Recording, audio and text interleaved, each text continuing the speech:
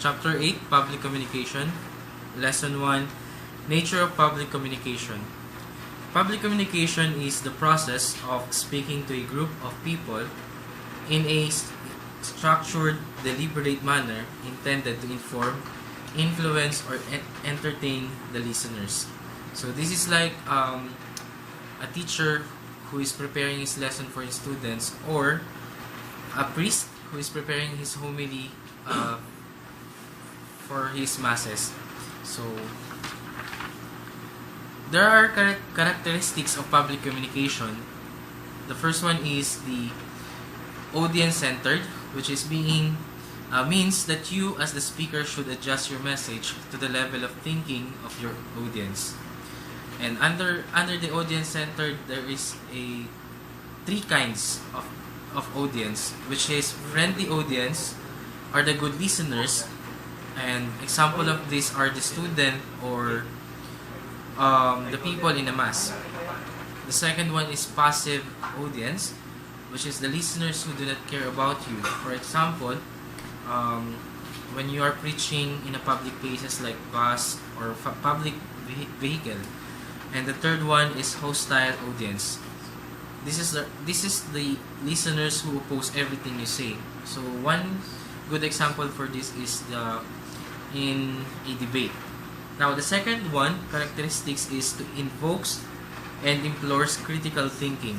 So critical thinking involves determining the meaning and significance of what is observed or expressed concerning a given inference or argument. So the third one is it requires ethics. So you as a speaker are expected to behave ethically, as ethics is a set of moral principles held differentiate right from wrong. And there are two types of ethics, which is ethical speakers are truthful. So the second one is ethical speakers should credit their sources. Now the fourth characteristics is empowering activity. So empowerment refers to increasing the spiritual, political, social, or economic strength of individual and communities. Significance of public speaking.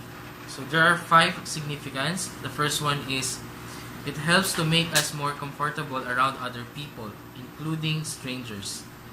The second one is it will help enhance our everyday verbal and non-verbal communication skills.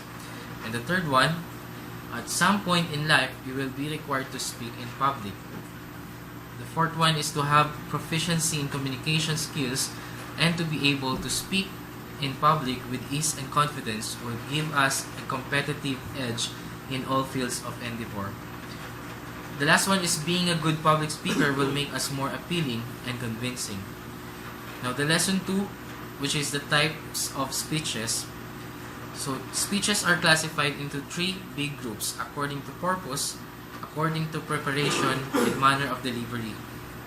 So the first one is according to purpose, which have 5 kinds of speech, which is informative, argumentative, persuasive, and entertaining and inspirational.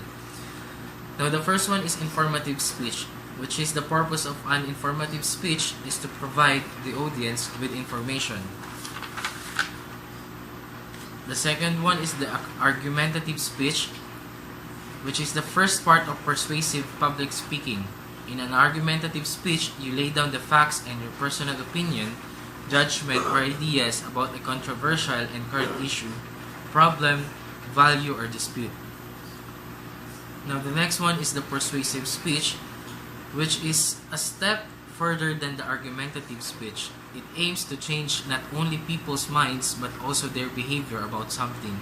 So to be truly effective, you need to actually present your argument in a reasonable, eloquent way and get the audience to change their minds and ultimately act the way they are led to.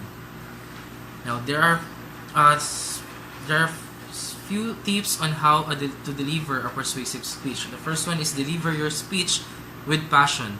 So no one is going to be convinced unless you show that you are involved.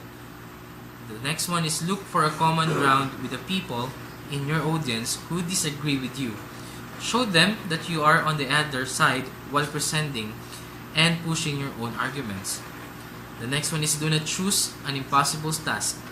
Suggest a beneficial, necessary, and a doable proposition on the issue they might actually take.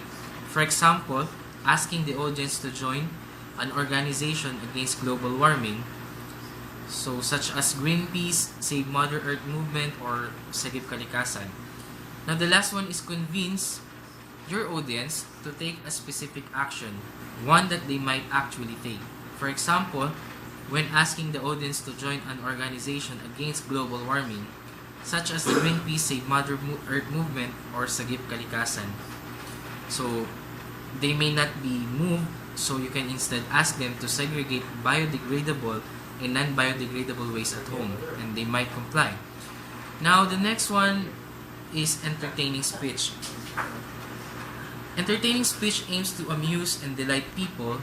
It offers lighter moments to them to make them run away from the usual humdrums of everyday life. Now, the last one is the inspirational speech. So generally, an inspirational speech is a way to stir up people's higher order values and plant positive and valid ideas in life. It should instill the desire to pursue major goals and reveal hidden potentials among the listeners. Now, the next topic is the according to preparation manner of delivery. So there are three